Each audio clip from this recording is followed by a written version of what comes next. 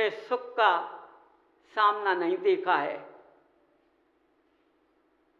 उस सुख का सामना किसने देखा है? मायाचारी लोगों ने। आज वही बैठ रहे हैं जिन्होंने अपना जीवन दान दे दिया है अपनी मां कुर्बान पर। उनका केवल नाम याद है, उनको गद्दी नहीं मिली। देखो, जो कुर्बान करता है, अपने बलिदान देता है अपने शरीर का, वह सुख के लिए नहीं फिरता है। किसके लिए फिरता है? जिस कुल में हमने जन्म लिया, जिस धरती पर मैंने जन्म लिया, जिस माँ की गोद में मैं पड़ा हूं, उसका माँ का नाम हमेशा अमर रहे। समझो। देखो, पुराने शास्त्रों में देखो, किसी की फोटो नहीं मिलती है। जितने आज के शास्त्र देखो, नए नए, उनमें सब फोटो मिलेंगी आप। शास्त्र बाद में देखना, फोटो पहले देख लो। समझिए, ज्ञानी पुरुष, सोचो, ज्ञानी पुरुष, अरे शरीर चला गया तो चला गया, इस फोटो से होता क्या है? समझो, ये फोटो एक दिन दीमक खा जाएगी। इस फोटो को दीमक खा जाएगी। इससे तो अच्छा है कि फोटो ना होने से दीमक से तो नहीं खा पाया, लेकिन ज्ञान के अनुसार नाम का ही रोशन है, तो उनके नाम के रोशन में दीमक तो नहीं लगा। ज्ञानियों, अपने ज्ञान को जगाओ। इस गृहस्थ जीवन के भोले भाले जीवों को किस रास्ते पर ले जा रही हो? इसका क्या होगा? ये तो तुम्हारे टंके में चल रहे हैं, तुम्हारे इशारे पर चल रहे हैं।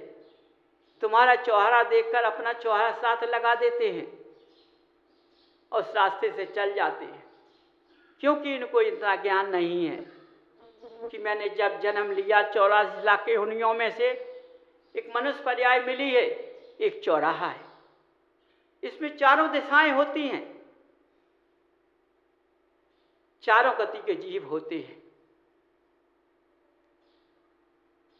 समझो, 4 रास्ते होते हैं, कौन सा रास्ता हमको रखना है?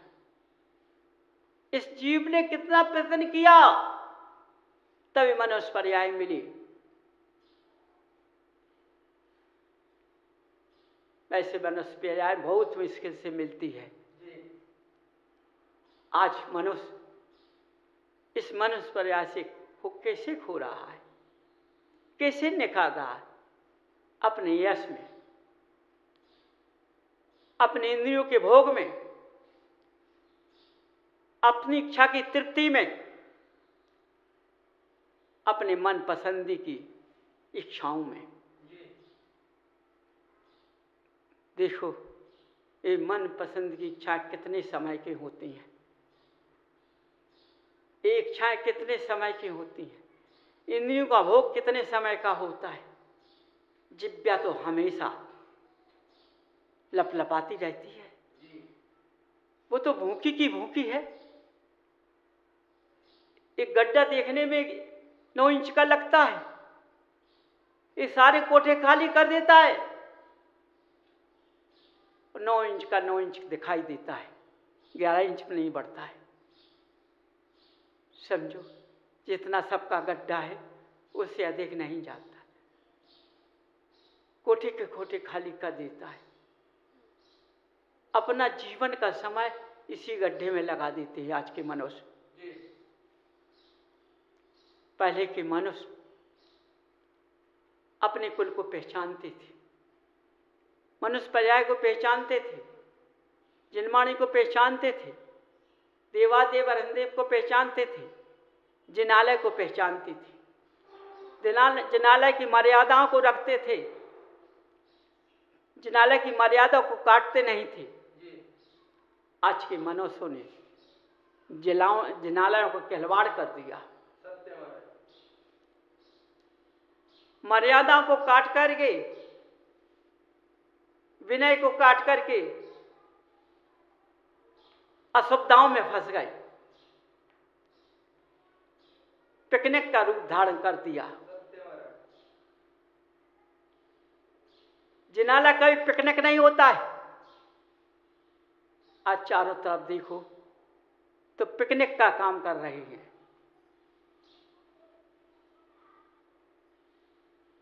पहले भगवान के पास मनुष्य जाता था, कितने भावना से जाता था, कितने उससे जाता था, इतना मन लालायित था, ऐसे लगता था कि भगवान कब मिले।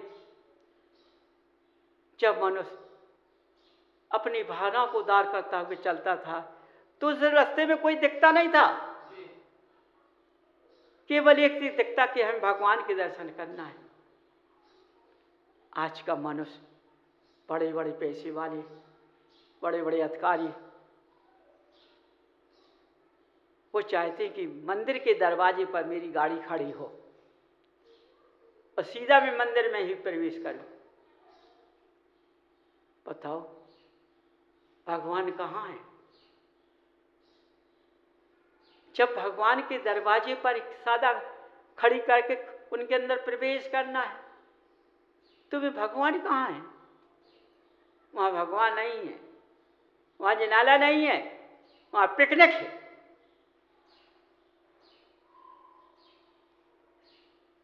आज के क्षेत्रों पर देखो जाकर के, जो पहले क्षेत्र थे आज वो क्षेत्रों को बदल दिया है, क्योंकि जैसा तुमने पैसा लिया, जैसा पैसा कमाया, उसी पैसे को वैसा उसी स्थान पर लगा दिया, सोचा समझा नहीं। आज मेरी गाड़ी वहीं जाना चाहिए, क्योंकि पहली गाड़ी बैलगाड़ी से जाती थी तो एक बार बनती थी और मुक्ति पा लेता था मनुष्य।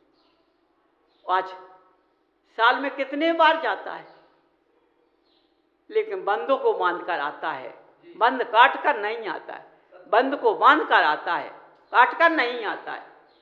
आज क्षेत्र की वंदना नहीं करता है, आज पिकनिक मनाता है,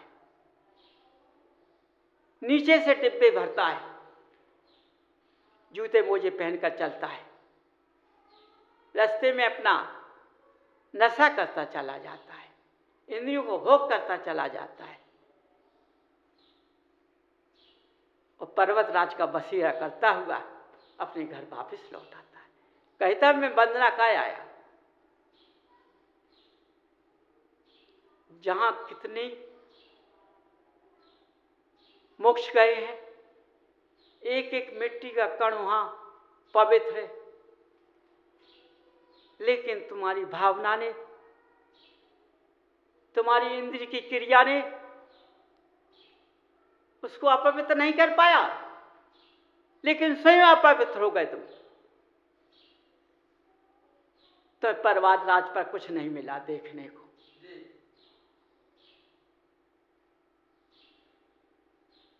मिलता उन्हीं को है जब वह उसको समझे हमें कैसा चलना चाहिए। आज सब पिकनिक के टाइम जाते हैं, आज क्षेत्रों में पिकनिक की मनाते हैं, लेकिन दर्शन भावना से कोई मनुष्य नहीं जाता है। समझो, देखो, उसी में मनुष्य खुश हो जाते हैं। हमारी वंदना बड़ी अच्छी आई हुई है ना, इंद्रिय का भोग नहीं छोड़ा, इंद्रिय की इच्छा को नहीं छोड़ा, सारी इच्छाएं करते आए, भोग करते आए और धर्म भी पालते आए। समझो बंधुओं, कहा जाता है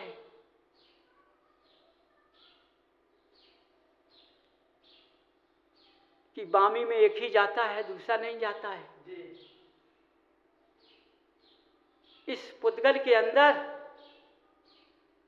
यदि गंदी जगह है तो भगवान का कण पहुंच नहीं पाएगा, भगवान का गुण पहुंच नहीं पाएगा, भगवान की क्रिया पहुंच नहीं पाएगी, क्योंकि इन क्रियाओं ने सारा रुख लगा दिया है। चारों तरफ देखो क्या नगाड़ा बज रहा है, चारों तरफ से देखो। आज तो देखो स्त्री और पुरुष में भेद ही नहीं रहा, कौन स्त्री कौन पुरुष है। सारा व्यवहार बदल गया, सारा रवैया बदल गया। समझो कितने ज्ञानी पुरुष हो चुके हैं। पहले जितने ज्ञानी थे उससे अब ज्यादा ज्ञानी है।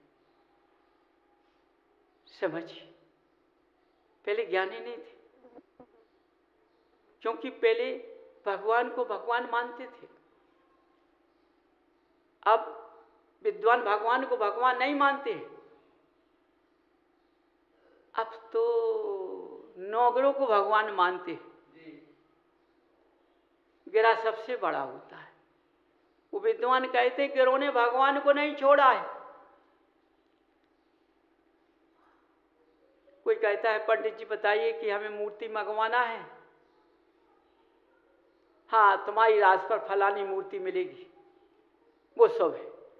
बोलो जब भगवान राज पर मिलने लगे तो भगवान कहाँ है अब?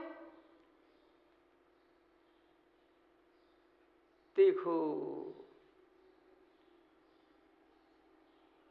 देखिए कैसा विद्वान है। जिस विद्वान ने भगवान का भी पल्ला सफा कर दिया, साफ कर दिया, ये भगवान नहीं है, रास भगवान बन चुकी है। आज के ऐसे विद्वान होते हैं, ऐसे ज्ञानी पुरुष हैं, वे भगवान में भी भेद डालने लगे। मनुष्यों ने उनको भी भगवान मान लिया है, उनकी बात मान लेती है। समझो, ये पंचम काल में धर्म कहाँ जाएगा, है कहाँ? सोचो, कहाँ है धर्म? कहाँ चला गया? ज्ञानियों के ज्ञान से धर्म चला गया।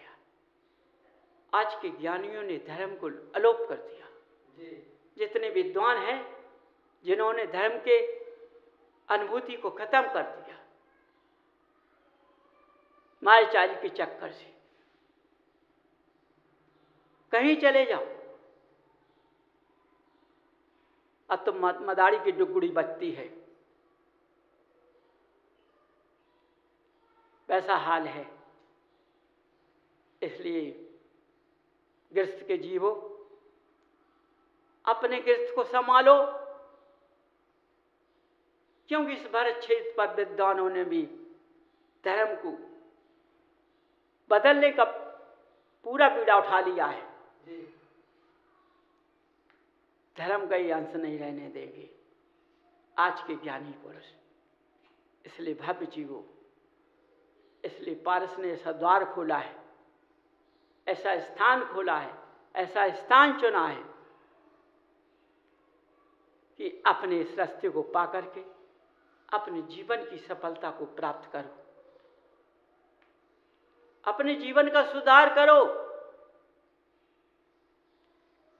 चाहे ज्ञानी हो चाहे विद्वान हो, कितना भी कहे कि मिथ्यात है, उससे पूछो कहाँ मिथ्यात है। मिथ्यात की परिभाषा है क्या? परिभाषा समझाओ मिथ्यात की। यदि तुम्हारे अंदर ज्ञान होगा, अपने भगवान पर विश्वास होगा, समझो, यदि भगवान तुम्हारे होंगे तो तुम्हें अपने भगवान पर विश्वास होगा। वह मिथ्यावादी विद्वान तुमसे हट जाएगा, दूर हो जाएगा। बढ़ नहीं पाएगा। यदि तुम में श्रद्धा और सिद्धि है भगवान के प्रति, यहाँ जो रास्ता है वो गृहस्थ जीवन के जीवों के लिए है। और गृहस्थ जीवन में सब आते हैं, कोई बाहर नहीं है। अपना सुधार, अपना देखो, अपने गृहस्थ जीवन को स्वर्गों में बदल दो, नरकों में मत रखो। नरक कहाँ होता है? जहाँ कष्ट होता है। स्वर्ग कहाँ होता है? जहाँ सुख होता है। यदि गृहस्थ के जीवन में दिन भर कलह हुआ तो कहाँ वहाँ हंसना मिलेगा? रोना मिलेगा।